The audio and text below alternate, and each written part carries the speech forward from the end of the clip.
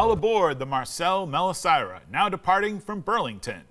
UVM's floating laboratory is open to the public to get a one-of-a-kind tour of Lake Champlain. Step right up and reserve your spot today. Good afternoon and thanks for stopping by Across the Fence. I'm Keith Silva. Believe me when I tell you, an opportunity like this does not come around very often. UVM Sea Grant and UVM Extension are hosting a series of public boat trips. And to give us the details of this trip, availability, cost, is Kris Stepenuck, the Associate Director and UVM Extension Program Leader of Lake Champlain Sea Grant. Nice to have you back on. Thanks for having me. Tell us about these trips. What's available, when's it happening, and what do people see? So we have two trips coming up this summer, one on July 31st and another on August 14th. Both trips have the theme that we call Stories of the Lake. Oh.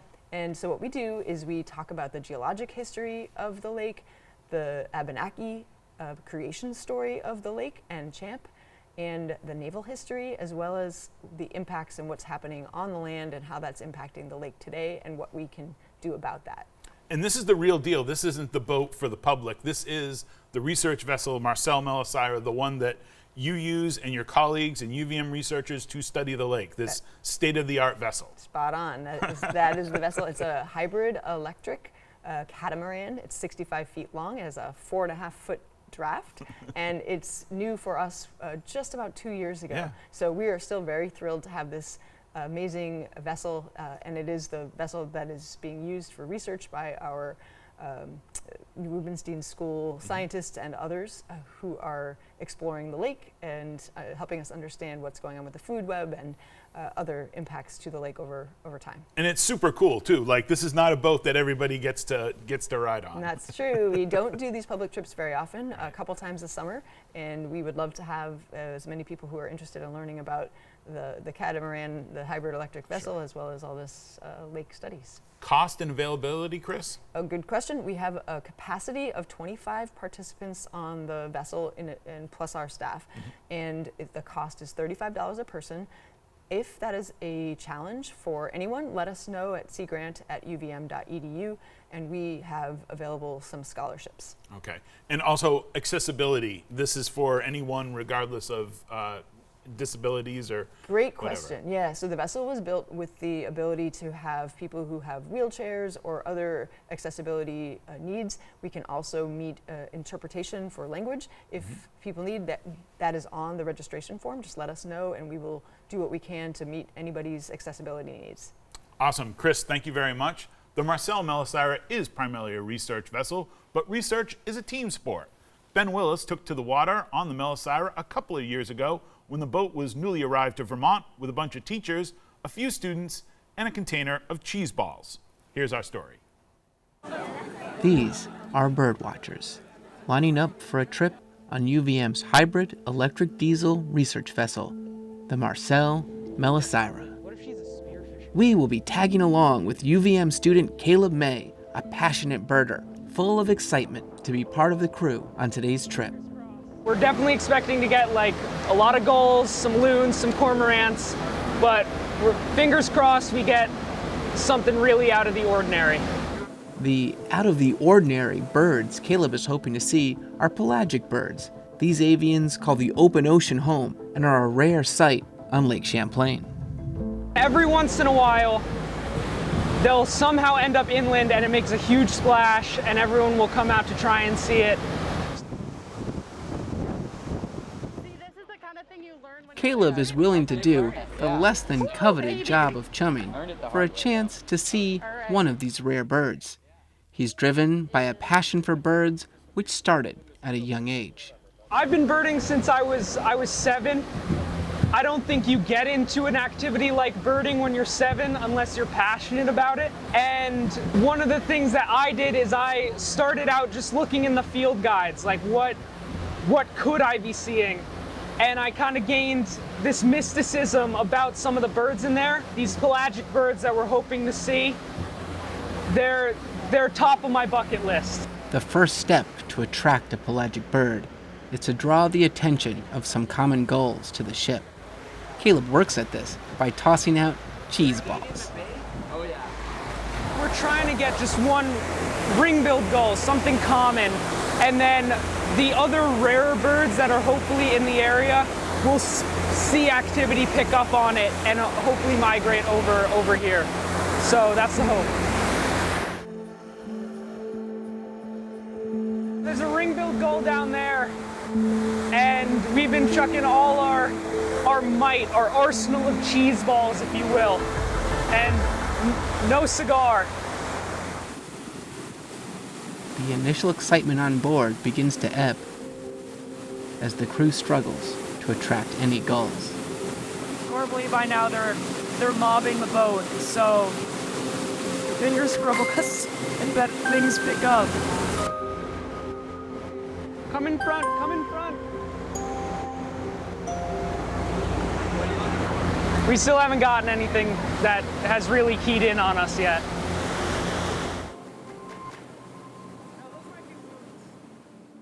And someone asked if we're desperate. We are indeed desperate. 4 o'clock.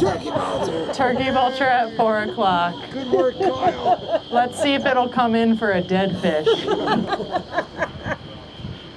But then, a stroke of much-needed luck. Come on, it turned.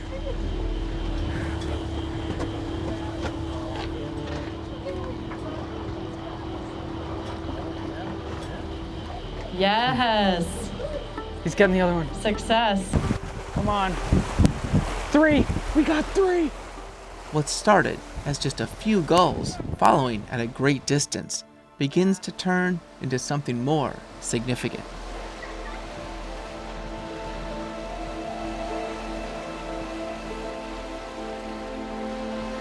Finally keyed on to us, and we've had him following us for a good 20 minutes now.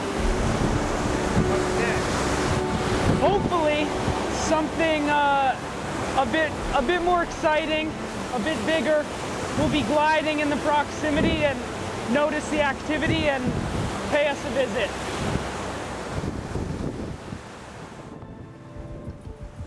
I learned from Caleb that in lieu of spotting pelagic birds, among these gulls it may even be possible to spot some more interesting species, if one knows what to look for. There's a lot of intricacies in gull identification, but around these parts, if you see a gull that doesn't have black on its wingtips, you tend to get excited because it's normally something a little bit out of the ordinary. So all these out here have black wingtips, but as soon as you see one that doesn't, it's time to party a little bit.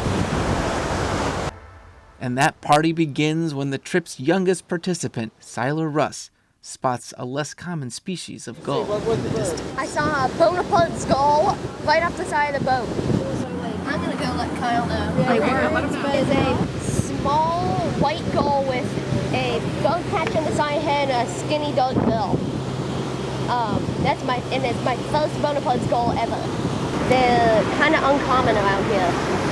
I know the feeling of seeing a bird for the first time that you've wanted to see your entire life. And so I had a similar experience with a Bonaparte's gull where I knew what it was supposed to look like, knew where it was supposed to be, and it just never came to fruition. And then seeing it for the first time was you just get a feeling in your stomach. It's a visceral experience. It's not just oh cool, I saw it for the first time. It's a physical feeling.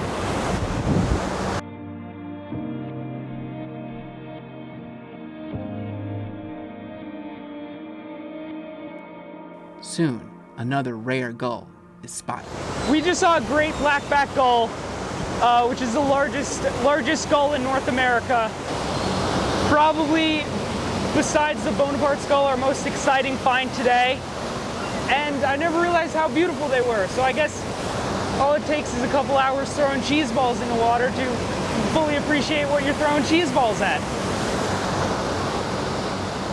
The crew begins to toss more than just cheese balls.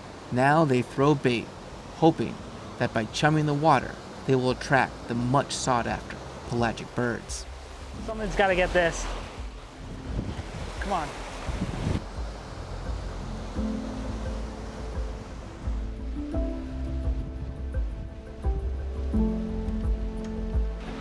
Wow! Look at them all!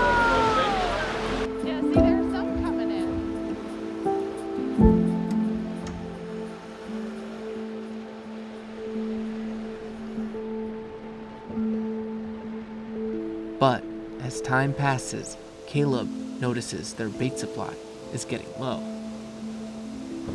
What we got is a couple cheese balls and some bait left, so the race is on. Our food supply versus will a pelagic come and visit us?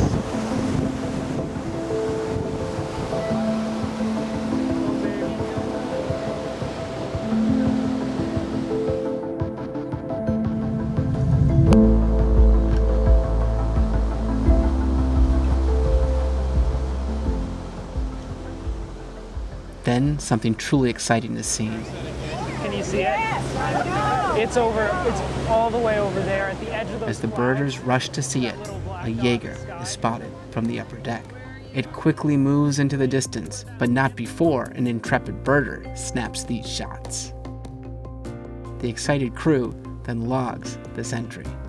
Identified by sight, low neck visible. Yeah, it was not like the dark version or the brown version. It was definitely this version. So that was what we came here for. That's a pelagic bird. Should not really be here most of the time, but it was, and we're happy for it.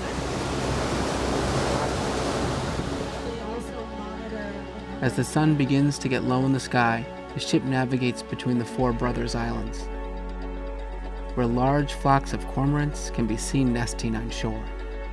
We have a little bit more. Oh, wow. Wow, wow, wow.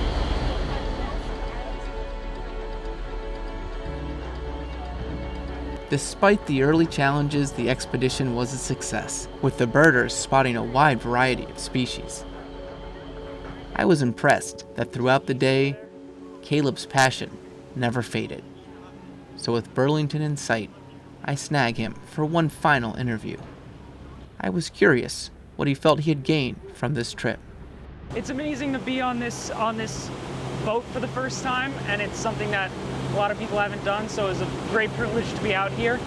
I have a greater understanding of the way that the lake works, the fact that we have ocean birds coming and being able to survive on this lake no matter what number they are in, and just a greater understanding of how these huge cormorant populations and these huge gull populations that you would never be able to see from the shore, how they interact and how they affect the ecosystem.